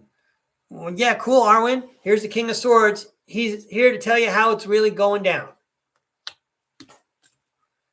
There's a magician in the house, Arwen. And this magician's had lots of adventures, says the 9 of Wands. It has lots of tools to draw from, like Felix the Cat with everything in that bag. Okay. This magician is not scared to rock out. Like there's various musicians when you see them live and in concert, you're all, I want to see this performer do this. It's not enough just to listen to the song. I want to see them do these things in person. I'm thinking of the drummer from Earth, Wind, and Fire in the 1980s. He was like one of the first drummers to do the drum kit rolling upside down and doing a drum solo at the same time. You don't get to see that when you hear it on the radio. And the King of Pentacles is large and in charge, safely ensconced in his study with his hound and a snifter of brandy, feeling secure, especially financially. So listen, Arwen, you're a magician. You've had lots of adventures. You've really rocked out and you've really done well for yourself. So now take a look at things differently. Great. Isn't that just like the universe? Now that you got this mastered, have a new life. Now that you've successfully achieved that, forget about everything. 10 of Swords, because the hard times are over. Whatever the challenges were that got you through here, especially the 9 of Wands, all those times are over. You don't have to remember them as vividly as if they're still happening. You don't have to listen carefully in your mind to the people who said things to you years ago, and they don't even remember that they said it. Okay? Have another look at it. It's all done. You're a magician. Look at where you're sitting right now. Oh, this guy again. 5 of Pentacles. I said, look where you're sitting. Look at where this guy's sitting. All I'm going to say is it's lonely at the top. Doesn't it feel like, you've won, but it doesn't feel like you won? Because where is everybody? Well, does it matter? If your soul wins, that's the only thing that matters. Everyone else has to take care of their own souls. I did the best I could, Arwen. I hope you made more sense of it than I could. Thank you for inviting me to read. It's great to see you here.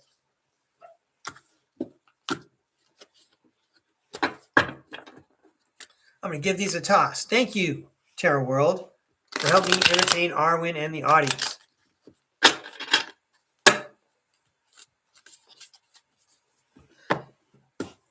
Okay. While I have these cards out, hey, Arwen, thanks for the message. That's awesome. Thank you. I see that Spider-Bite's in the house. Spider-Bite, I'm going to go ahead and draw 2 cards for you right now. All right, I'm going to draw 3 cards for you right now. I didn't take out your name tag, but as long as you're here, okay, here's 3 cards. For Spider-Bite, the Death card. Death, rebirth, endings, beginnings, transformations. 2 of Cups. Partnerships. 8 of Pentacles. Working at something day in and day out.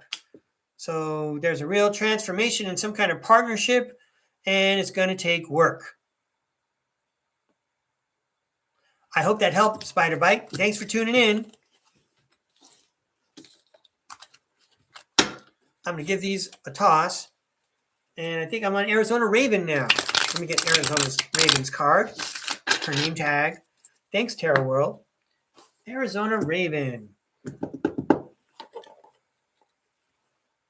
You're welcome, Spider-Bite. Thank you. Here we go, Arizona Raven. I can't believe you're up this early, Arizona. Well, okay, it is 4 in the morning, but still. Here we go. These cards are for Arizona Raven, you early bird. What's going on over here? The Devil card. Who is this guy? He didn't even make it into the deck. He wanted to make sure he was part of the show. And there's the World card.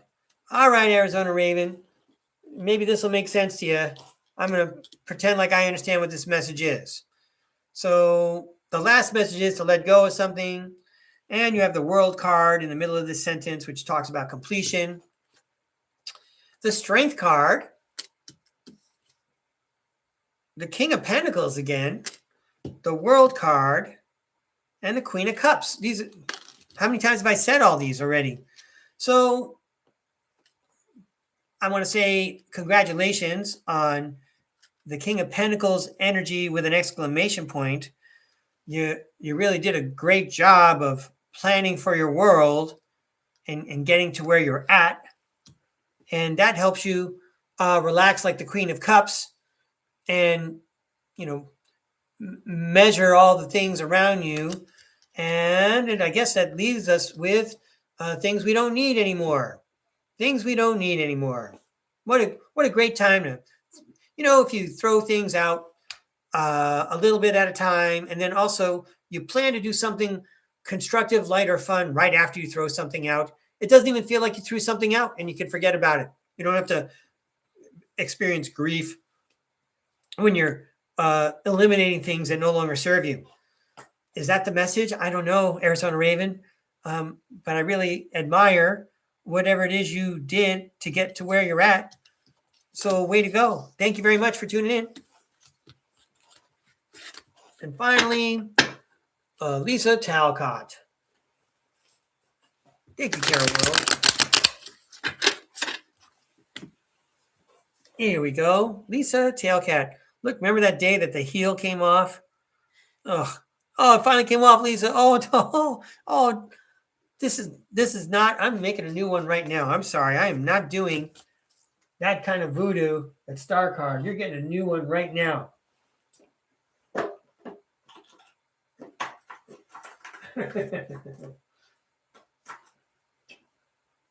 Where's my fun markers? Okay.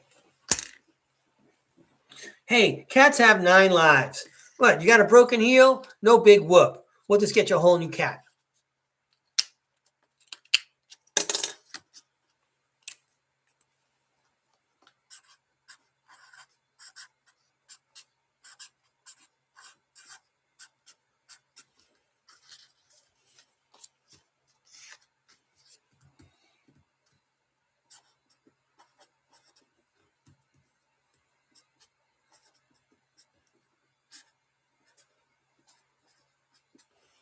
There we go. I feel better now.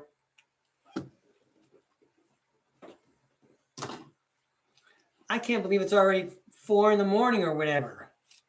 Where did all the time go? Did I spend all that time writing notes and drinking coffee? All right.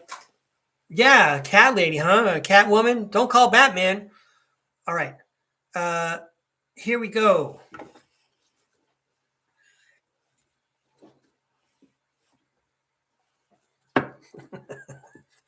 All right, we're all having fun in the chat.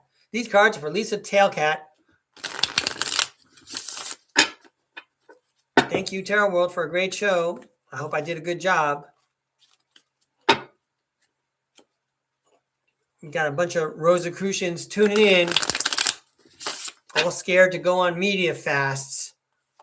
I don't want to know about my past lives, but then I'm responsible. What? I got to do this again? All right, we already went through this Breakaway raid. These cards are for Lisa. I got a cluster there. And I think that one wants to come out. All right. And because it's Lisa, we cue the music to Sweet Georgia Brown, the theme music to the Harlem Globetrotters, and we're going to move these cards around. Here we go.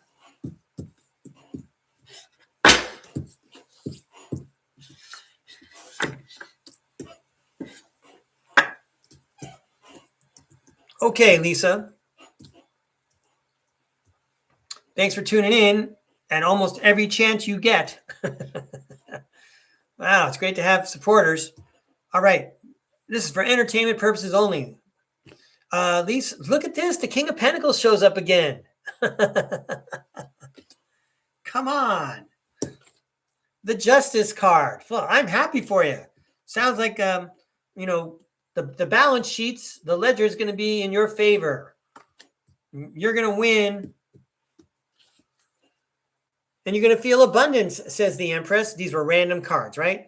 And then you're going to feel complete. And look, the 9 of Swords card is already reversed. You're not going to be having sleepless nights anymore over whatever it was you were worried about.